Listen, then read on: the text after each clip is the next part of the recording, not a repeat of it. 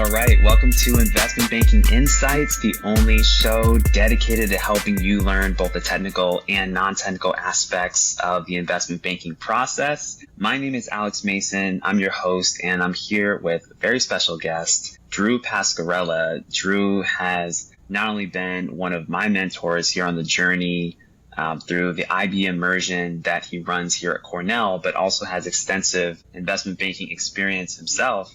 But Drew, welcome to the show. Thanks, Alex. Very excited to be here, and thanks for the kind words. Look, you're an amazing student. You've been a great TA, and I absolutely love what you're doing here. I've listened to some, not all, but some of your work, and think you're doing a great service to future IB aspirants, and happy to play a part in it. Thank you, Drew. So really appreciate you coming on, and would love to learn just for people listening, because so many people who watch the show or listen to the show, they're new to this world, right? They're just kind of getting into it, trying to understand what this whole investment banking world is about. And I'd love to learn a little bit of your origin story, kind of where you come from. How did you get into the world of Cornell? How did you get into the world of investment banking? Yeah, sure. I'll keep it somewhat tight, and then if there are any areas you want to probe into, happy to chat. But I grew up on Long Island, one of four. I'm the second of four kids. My folks were both teachers, so we grew up with a modest household. Went to college at James Madison University and studied computer information systems. Out of that program, I was lucky enough to land a job physically on Wall Street, working for Goldman Sachs in their IT division. So this was sort of at the time before tech was cool, and did IT work for a couple of years, and very quickly realized I loved Wall Street, and I loved sort of the pace of investment banking as an industry, and wanted to be closer to the front office than the back office where I was, and used the Johnson MBA to transition from back office to front office banking. So I had a fair amount of insight in terms of what investment banking was prior to entering the MBA program, but really needed Johnson's help in helping me transition from what I was to investment banker. So,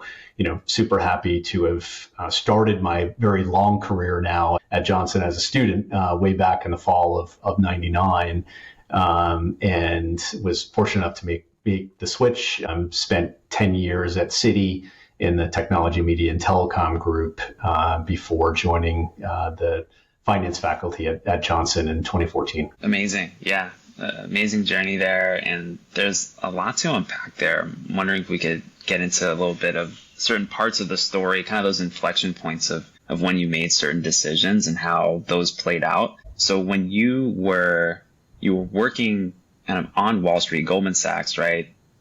What was it that kind of made you think, number one, I want to go from back office to front office? What was the attraction there? And then in terms of your calculus of deciding to come to Johnson to help make that happen, as opposed to maybe another route that you could have taken, what were those decision points like? Yeah, well, first of all, when I got to Wall Street, as a 21-year-old kid, I thought it was just about as cool as I could possibly imagine it. It was just an awesome experience to, graduate from a school in Virginia and grew up sort of in the shadow of New York as a child, and then to work, in the city in a professional job. I thought that was just the coolest thing ever. So I loved what I did, and I loved the people I worked with, and I loved the job function that I had.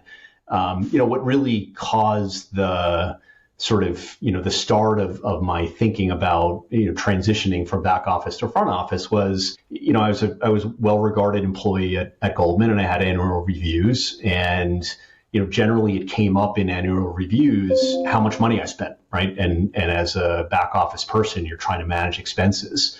So one of the barometers or metrics for, my role was, did I go over budget? Did I spend too much money? And that felt like a constraint.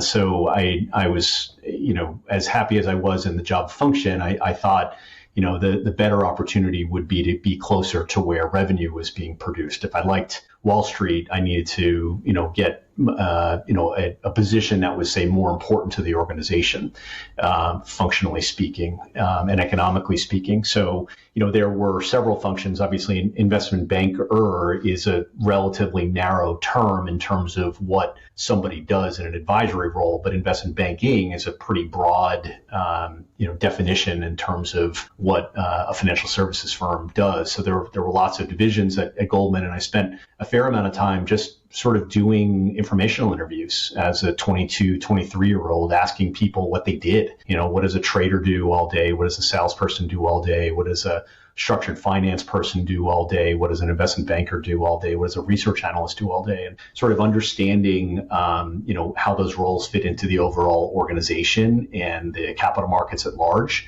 as well as the skill sets required to be successful.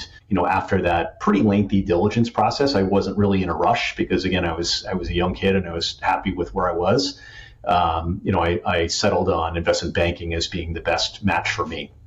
But it wasn't immediate or automatic, and it did take a fair amount of time, and I leveraged or exploited the access that I had, and as well as the sort of good nature of the people that I was working with at such a prestigious firm, to really pick their brain and understand a lot about what they did from the inside out, and figure out whether or not I could with some work and some study could be successful in that same role. Awesome. Yeah. So you looked around, you were getting a view of the landscape, right? And especially, I know early in the career journey, that's super important because you simply just don't know what's out there. You may have an idea, but you really just need to talk to people and listen to what they tell you in terms of what they're doing, what the differences are. So when you were at Goldman, how did you kind of internally network to have those conversations, given the position that you were in, given that you were also pretty young, new in your career? Were people pretty open to chatting? How did that work? What did you do to have those conversations? Yeah, I would say in my experience, even through today, but certainly, back in the 90s at Goldman, people were very generous with their time, and very open to the role of mentor. So all I had to do was ask.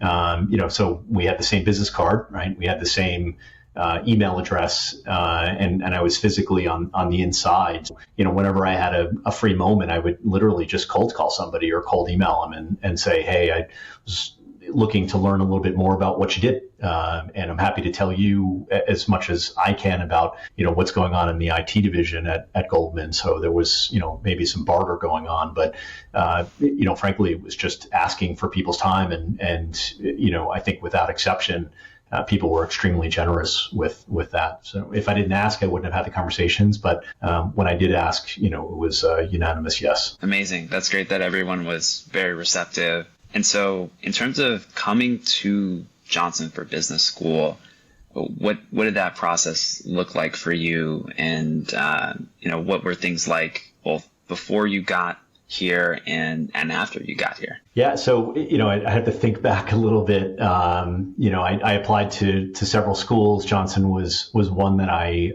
was fortunate enough to get into. I actually had a little bit of a quirk in my application in that I applied to go back to business school after 3 years. And was accepted into Johnson and a few other schools after 3 years. Around the time I was looking to leave, Goldman announced that they were going public, and that all of the employees, even the sort of rank and file back office employees, were capable of getting IPO shares. So I thought, I didn't have any wealth accumulated at the time, didn't have any generational wealth, and was thinking that would be a good opportunity, to collect some hopefully very valuable shares, as they turned out to be, to help me fund business school and also to sort of, help with eventual wealth creation. So I did a little bit of an about face after I announced I was leaving, and I sort of begged my job back for a year. They were gracious enough to accommodate that. And I wound up working for a fourth year, deferring my admission to Johnson and watching one of the world's iconic financial services companies go public from the inside out, which was just a fascinating experience.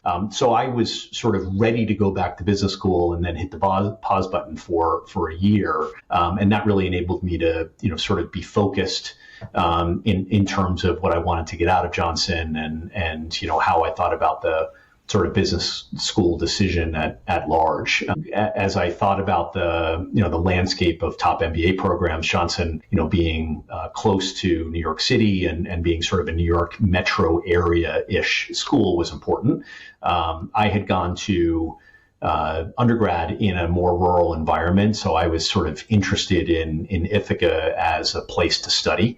That was attractive to me. I didn't think that, Columbia or NYU being right in the city would be a good match for me and what I was looking to do, as a student. But I knew that Johnson was, a top program for finance and specifically investment banking even back at the time. The investment banking immersion, which we'll talk all about, I'm sure, in a couple of minutes, was something that was already in place, and I was a student in the immersion when I was at Johnson. So, it was already a program that was heavily invested in experiential learning and specifically in investment banking and a readiness tool to help banking aspirates be successful. So that was obviously very attractive to me as a career switcher. Okay, amazing. Yeah, that sounds great that you got to witness Goldman IPO. First off, like that must have been really cool. Being employed at the firm at the time, and then you had your acceptance already. You were deferring, so you didn't really have to worry about that as much in terms of the whole application process. But then once you got to Johnson, what was the investment banking recruiting process like for you at the time, and also for your peers? What were things like? How did people typically go about recruiting? I'm just curious about some of the maybe similarities or differences between now and then. Yeah, so I would say, by and large, it was relatively similar to today in that the elements were pretty consistent with the experience that you had. I would say it was just, in the vernacular, it was a lot more chill than maybe it is today. The number of firms that were recruiting on campus or that we had relationships was much smaller. Offers were given out later. So, we were interviewing in sort of late January, early February, whereas obviously it's now, mostly before the holidays. At least the bulk of the large firm recruiting is before the holidays. So it's much more condensed now. But the key elements of students helping students, second years, providing mentorship to first years and sort of teaching them the ropes, going down to New York and doing informational interviews, that was all the same. We didn't have, in fact, the old Ezra Bible, which is every Johnson student is familiar with. That didn't exist in my day. In fact, when I was a first year, I created that, or at least a very early version of that, in that we were collecting in real time the questions that were being asked in interviews. And I was spitting that back out to my colleagues, my classmates at the end of the night, at least so we would have a collection of the types of questions that are being asked in investment banking interviews. Now obviously it's a key product, but the V1 was really me, collecting emails, of questions and spitting them back out, compiling and spitting them back out that night. So at least, for the next day, people would be prepared and they could at least think a little bit ahead about, answers to technical and behavioral questions. Oh, that's awesome. That's awesome, Drew. Yeah. And I'm glad to know, I'm sure you're glad to know too, that tradition is still very much alive with students helping students, no doubt. with interviews, day of, hour of, some cases. So what was your time like? You recruited, you were successful. What was it like when you went to Citi? Can you talk about that experience when you kind of first hit the desk? You have some amazing Wall Street experience with Goldman Sachs, but now you're in the front office now, right? You're newly minted Johnson graduate. What was that experience? So for full time or for the internship? You want to talk full time? Well, for let's talk about internship first, because that was your first experience. Yeah, I would say, much of it felt very familiar in that the culture, the Wall Street culture I was quite familiar with. So I think I was comfortable in the seat physically. I also had a year of, mentorship and again, this investment banking immersion to sort of help me think and act and walk and talk like a banker. So I felt very comfortable in my seat for the summer, understanding it was a 10-week interview, understanding that I needed to perform every day. I felt very, very prepared and very confident that I'd be able to get the offer based on, my prior experience and what Johnson was able to do. So that was, a lot of pressure off in the moment, which could have been a very high pressure environment. Going into full time, again, I knew what the situation was. I knew, what to expect in terms of the environment. But rather than it be a 10-week sprint, it was a marathon at that point, right? So it was really a mindset shift of, how do I plan my day, my week, my month, my year in terms of deals I want to work on, clients I want to cover, bankers I want to work with and learn from, technical skills I want to build. How do I continue, or how do I start thinking about, building that body of work and building that experience over time. Some of it I had more control over than others. I couldn't make deals that didn't happen, right? So the deals that I worked on were deals that came to me. But I was trying to be strategic in the moment about sort of building up that skill set. And, some days it was entirely overwhelming, and there were lots of things that were hitting me all at once that I didn't really know anything about. And more days and more and more days as the weeks and months and years went on, things were quite familiar, and I felt very much in command. And while I was still learning a ton, I felt like I was able to add a lot of value in the moment as I was, receiving that mentorship and that apprenticeship, and helping clients with their transactions. Okay. Yeah. Amazing. And I'm sure simply just being in the role, you have to learn a lot very quickly, right? And you grew over time, like you said, over months and years. When you were talking just now about strategic decisions, about your approach, what kinds of things were you thinking about? Like how were you thinking about the job, your role, your progression? What did you prioritize? Because I know not just myself, but a lot of my peers right now who are about to hit the desk full time, we're thinking about that. Like how are we going to approach this beginning part of our careers, especially in a field where a lot gets kind of put on your plate at one time and you kind of have to figure it out? What would your advice be there? Yeah, I looked, the things that I was trying to solve for, when I was sort of creating that, that experience or creating that body of work, I was looking for mentorship.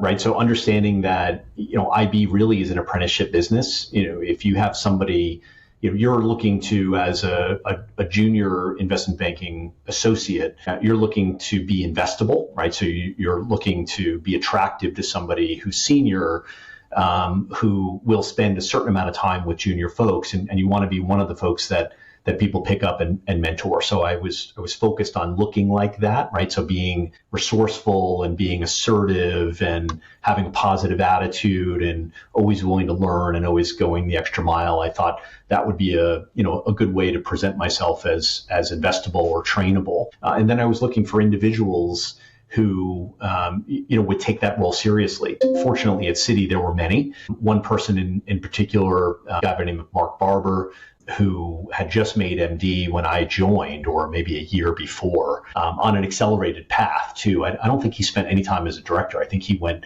right from VP to MD, which is, maybe a little bit more typical than is today, but still was quite atypical. He was an outstanding investment banker and also a good human. And he and I got along quite well. And I think he was willing to mentor and invest in me, and I was willing to go the extra mile for him. So we had, a really nice bond and relationship that started pretty early.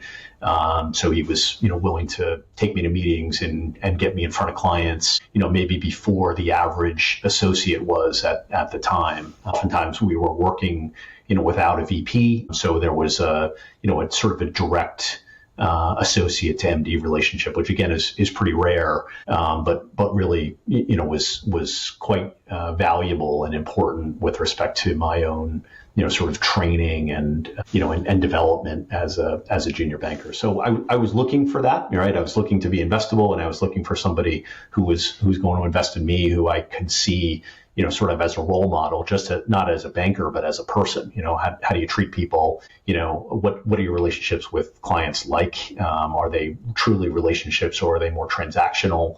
How do you think, from an ethical perspective? How do you think from a value perspective? So, I think our systems aligned pretty well, and he was somebody that I was looking to learn from as much as possible. So, that was something that I sought out. Amazing. Okay. So you sought out mentorship. Thankfully, you found some great ones, in particular, this new MD, Mark.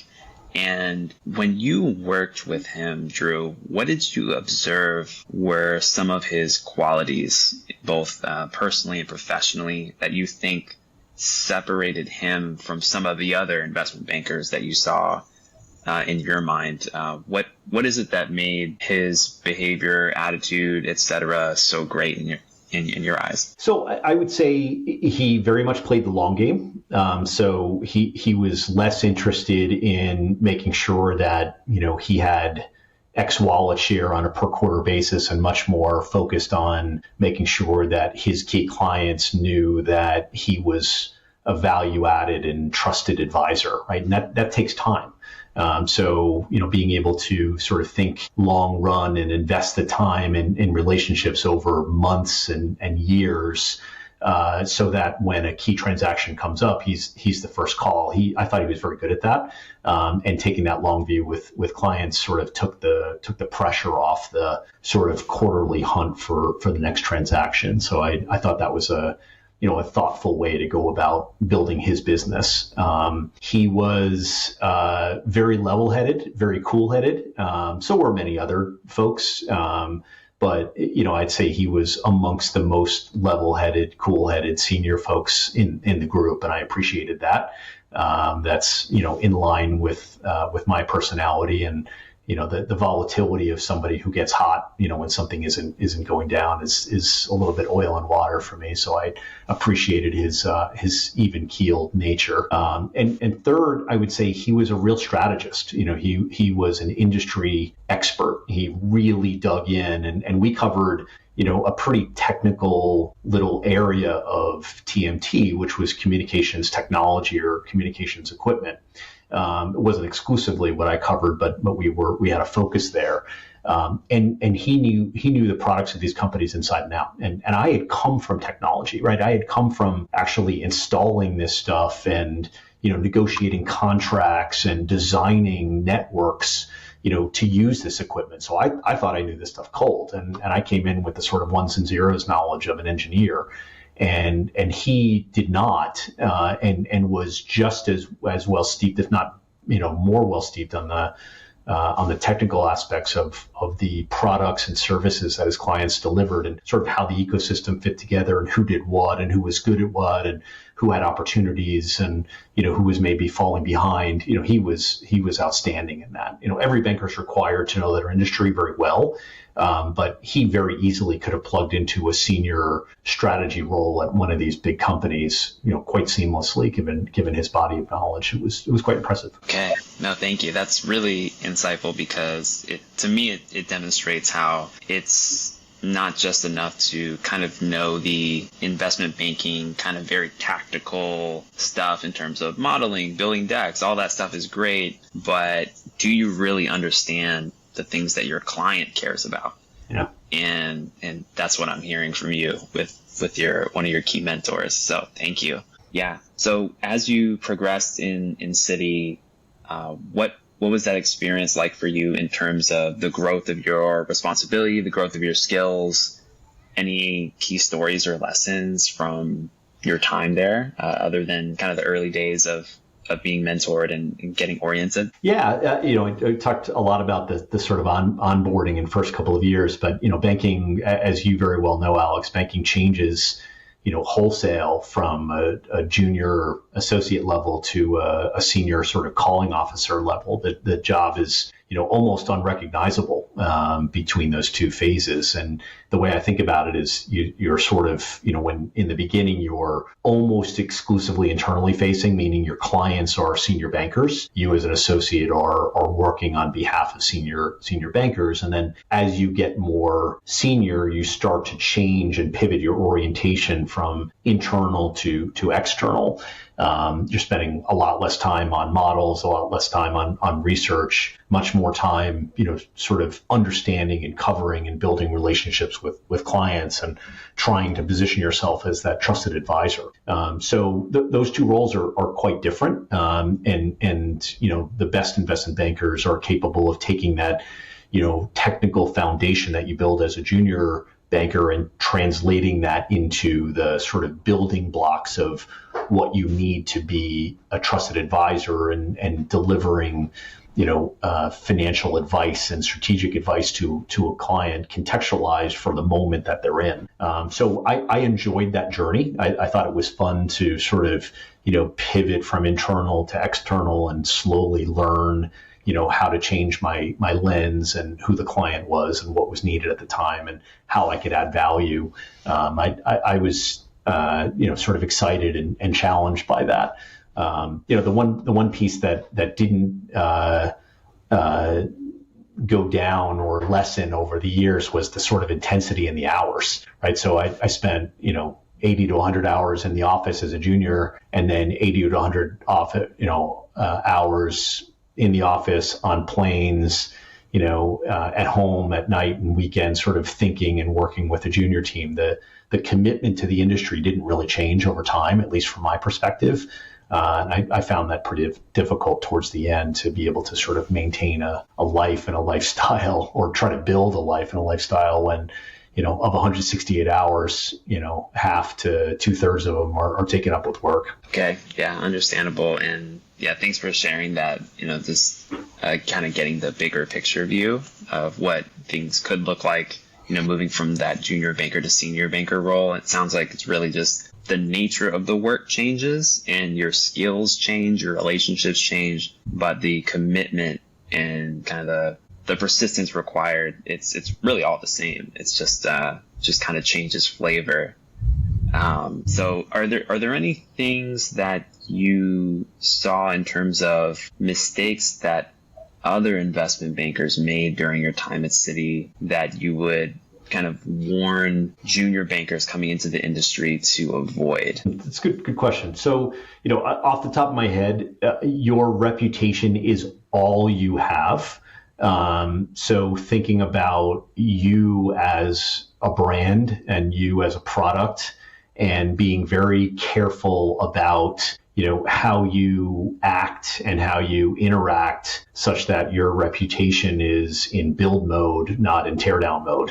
And every decision you make, every conversation you have, every email you write, every back channel, whisper that happens on a transaction, it's all being recorded in somebody's head.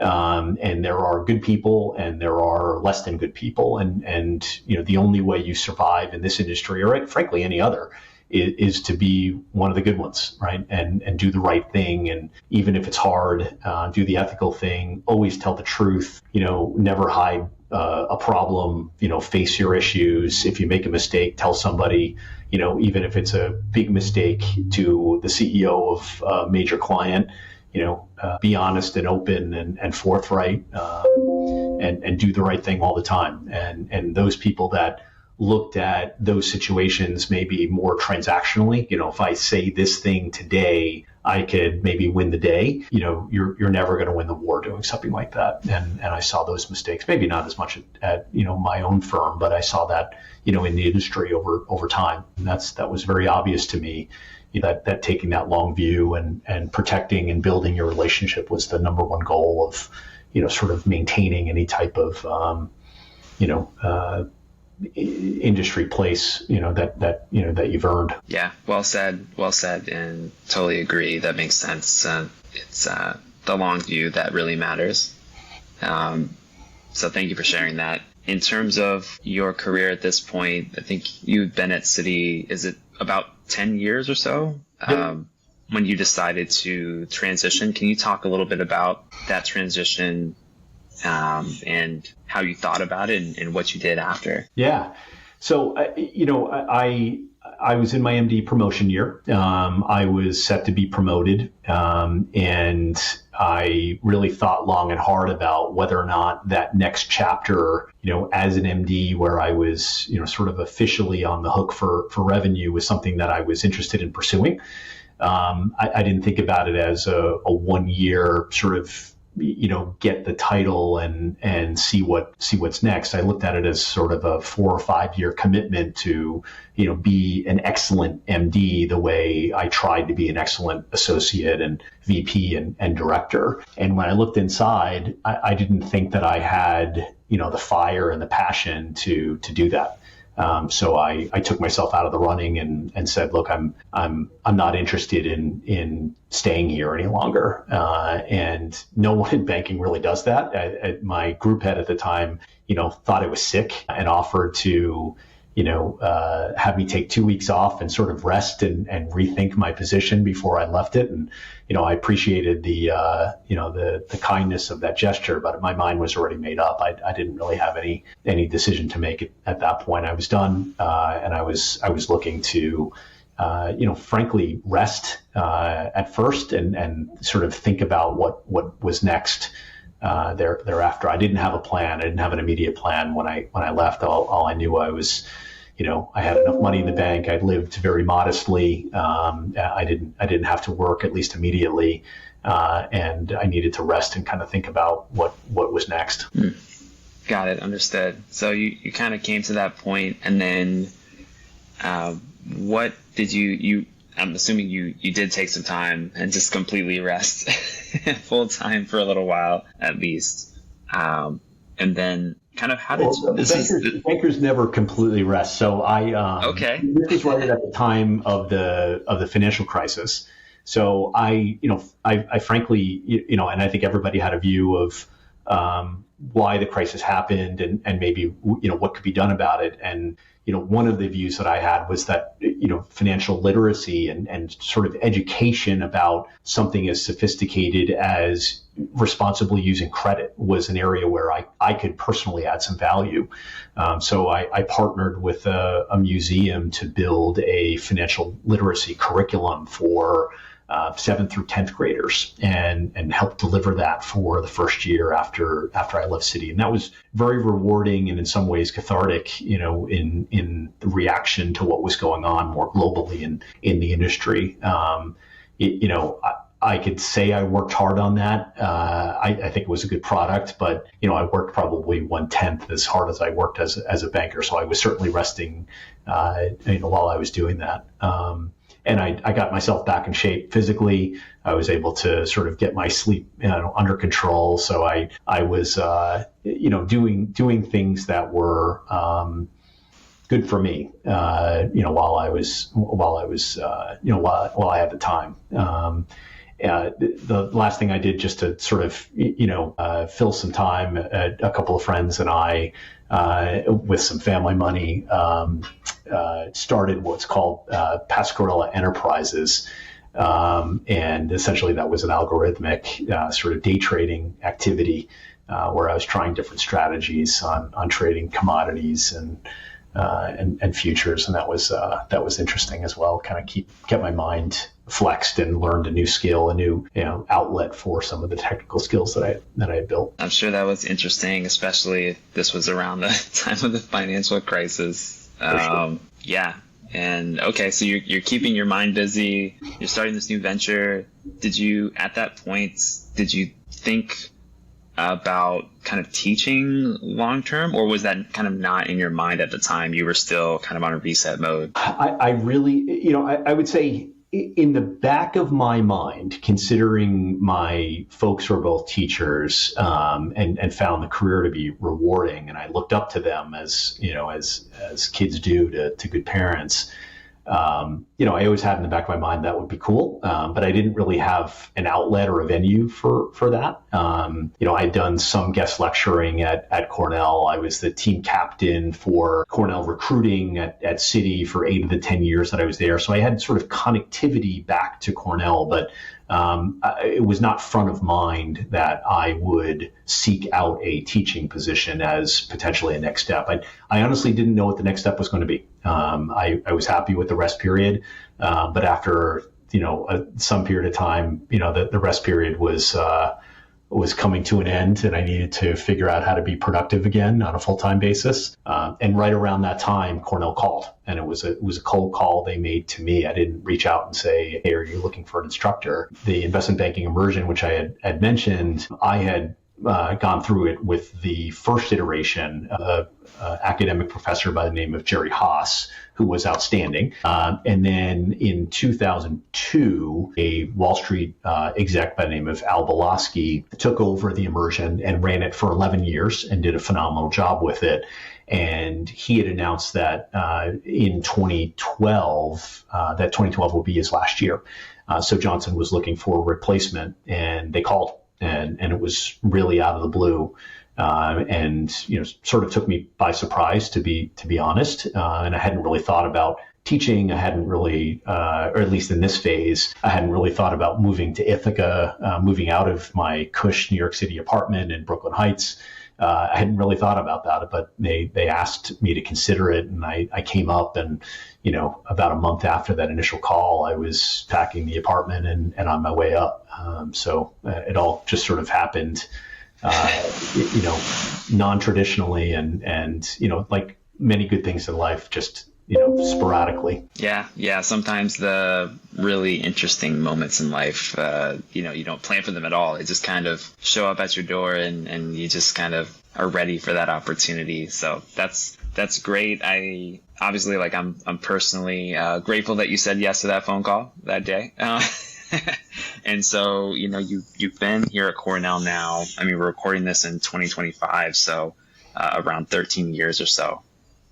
Since you've been here. I know you've had various roles, since you've been here, but the IB immersion, leading that has been a key part for, I know what the immersion is like, but I know people watching and listening don't know what the immersion is like. Could you share a little bit about how you think about teaching investment banking to MBA students? Yeah, sure. So, I would say I mentioned before, trying to, as a young banker or a young banking aspirant, trying to look investable, right? So trying to look to a senior mentor, like somebody that, they want to spend time with and teach along the way.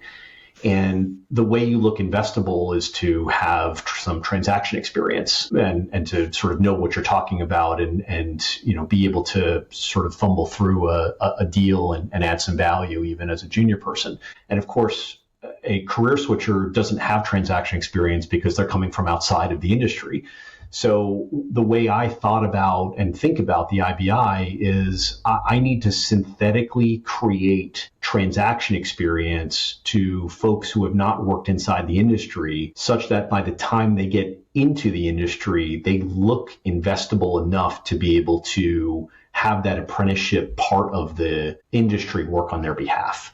Right. So the time I'm spending with students is really to, give them that work experience that they by definition don't have as career switchers. So how do you do that? Well, you come up with hypothetical transactions that are as real as I can possibly make them, and do that over and over and over, and build on the skill set that we're learning each week, such that in January, you're pretty raw.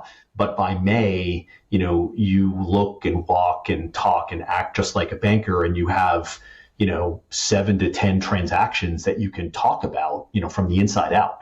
And that's that sort of synthetic transaction experience. That's, in my view, what makes somebody investable, not only over the summer, but in the long run, such that they get the mentorship they need to be successful in banking at any level. So it's that sort of, the chicken and egg problem that I think we're solving by synthetically creating that transaction experience and providing, therefore, that catalyst for early success in careers. Yeah, amazing. And yeah, for those listening, I can definitely vouch for everything that Drew is saying, having recently gone through it. It's, I think the really practical nature of it is what I personally found most interesting. And I think really the immersions across the MBA program at Johnson are like that. They're designed that way. I think the investment banking one, and specifically, you're just kind of doing things that you've never done before and repeating, getting those reps in, as you say, Drew, so that, when you hit the desk for the summer, it's not a complete surprise. And I definitely experienced that. Got my first pitch over the summer, and I was like, oh, okay, I know what this is about. Let me just learn about the company and the industry, but, I kind of know what they're asking me to do here. And, I think that IB immersion experience was critical for that. Yeah, I mean, I would say there's a lot of top MBA programs that have extremely well-credentialed faculty members and industry executives that come into the classroom and talk about deals and talk about investment banking at a high level. And I have no doubt that helps. But what we do is really immerse the student in the role of investment banking associate, right? So there's a difference between an A-lister investment banker coming back to campus and talking about a marquee transaction and actually working for a week with 5 of your classmates on an ambiguous staffing where you don't know where to look for data. You don't know exactly the analysis that's being asked for. You sort of know the category, but you don't exactly know what you need to build. And you sort of work through that together in that ambiguous environment, and you present in a live environment at the end of that week, and you're getting, asked tough questions by me. And then at the end of the session, we're sort of talking through the situation together. I mean, there's really and then doing that over and over and over. There's no replacement for that, right? There's no way to get the students that type of granular transaction experience by having a lecture-based class or doing a couple of case studies. It's that repetition. It's the building week by week. It's the struggling in the ambiguous environment, in a structured way that I think sets us apart. And I'm pleased to say that our results over many years kind of speak for themselves in that way in terms of conversions. Yeah, it certainly does, and it's amazing. I'm curious, from this point forward, in your career, kind of looking forward, what are some things that you're excited about, and how do you see the nature of investment banking education changing over time? What would you like to see? So it's a really good question. I mean, in many ways, this year still feels like my first year. I still get really excited about building new cases and working with new students and seeing the light bulbs go off and sort of grinding it out with them, so that in the fall they get their internship offer.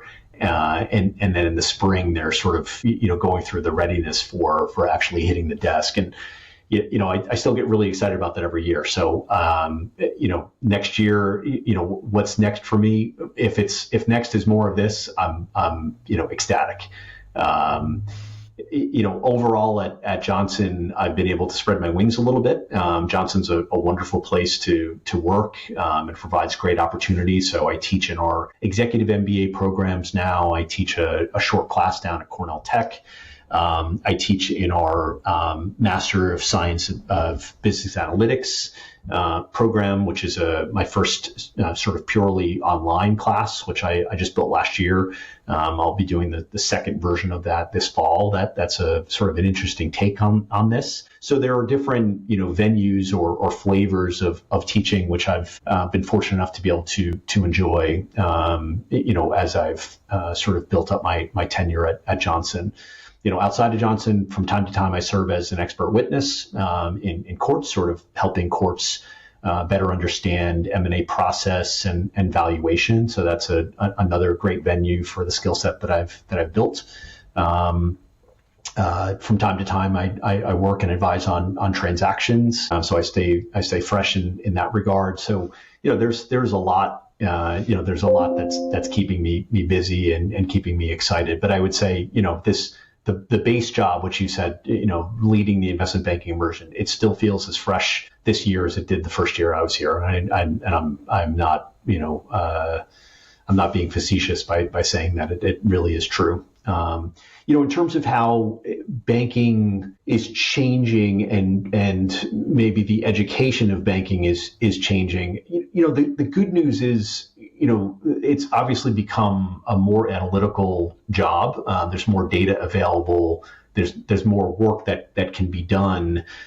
It was always an analytical job. I think the tools are increasing precipitously in terms of the power, but it's the base job, which is delivering contextualized advice to a client that trusts you, is, that's hundreds of years old, right? And that's really not going to change. There's no AI system or software program that's going to be written to displace an M&A banker the way that you can displace, say, a trader of, securities on a secondary market where you're just matching a commodity, or you're matching a buyer and seller on a commodity. This is entirely different than that. So, the education of being able to teach those technical skills, be able to contextualize those technical skills, and ultimately be able to stretch a student into being able to provide contextualized advice to a client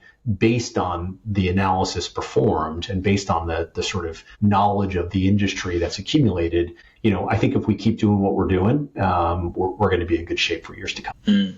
Thank you for that. That's insightful, because it speaks to the core principles, right? Have not changed, are not going to change. It's just contextualizing and learning to apply the new things as the industry evolves and the world around us evolves to those principles in order to be effective, is what I'm hearing. Yeah, I mean, look, you in 2025, you're expected to know more. You're expected to be more analytical and more aware than you were before the tools were available to get you up to speed, right? Full stop. Now that tools are available, you're automatically and immediately expected to be able to utilize and benefit from those tools. So in that way, the bar is increasing, right? So what's expected of you is pushing upwards. But the base job of delivering advice is age old, right? So that data and that, even the context or the judgment that you can get out of an AI system is not enough to be able to provide contextualized advice to a client that trusts you, right? That base skill is still very much a human skill, and the training for that is still very much in line with sort of learning and building on those transactions, and that's what we do very well at Johnson, and I'm confident that that learning process will endure as we continue to benefit from all the technological change that's in front of us. Yeah, absolutely, Drew. Well, as we wrap up, I just want to ask one final question. For those who are in the midst of recruiting for this profession, in the midst of recruiting for investment banking, there's one piece of advice that you could give them to help them on their journey. What would it be? I would say be ready. Right. So, when you're in front of somebody It's your only opportunity to make that impression. Maybe it's a first impression, maybe it's an early impression, but when you're trying to get into the industry, very busy people are going to take a small amount of time out of their day to assess/help you, and be ready for that moment. Don't get caught off guard. Understand the technical nature of the business and be able to speak the language technically, understand how the industry works, and how bankers deliver advice, understand behaviorally that, investment bankers, are trying each day to build and forge relationships with very senior executives that frankly don't have a lot of time for them. That's a very nuanced skill. So understanding how to interoperate and how to work, within a system of senior, very busy people is a skill in and of itself. Practicing that, being ready for that is all very important. I mean, I would think about recruiting as a risk mitigation exercise on behalf of the banks, right? If they make you an offer and they have you start at the firm, you're wearing their brand, and at any given day, you could screw something up and lose the firm tens or, 50 or $100 million of relationship or transaction fees. So they're very nervous about finding people that they're going to put in those seats and wear their brand.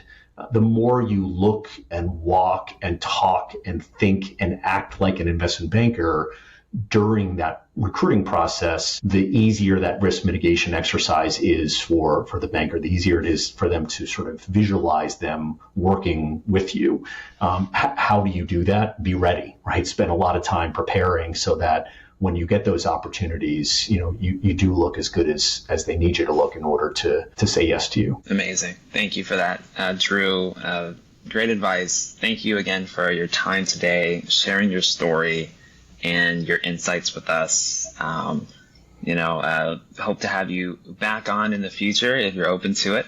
But thank you again, just on a personal note, thanks for all that you've done for me. In terms of my education here at Johnson. It's been a pivotal part of it as I approach graduation in 2 weeks. So thank you, and really excited about what's going to happen next. So thanks, Drew. Well, I'll end where I started. First of all, I appreciate you having me on. Appreciate you, having the conversation with me today. But you were an excellent student, and as a second year, leading the charge. Or helping to lead the charge, giving back and training the first years, being a great teaching assistant for me, an invaluable resource as I, helped the first years out, and doing this great service on the podcast and really trying to sort of accumulate this, this knowledge base and be able to share it with folks that were, in my shoes 25 years ago, in your shoes a couple of years ago. Is invaluable, and I applaud you for what you're doing, and I thank you for all that you've done for Johnson and all that you did for me personally. Thanks, Drew. Appreciate that, and we'll see you next time here on Investment Banking Insights.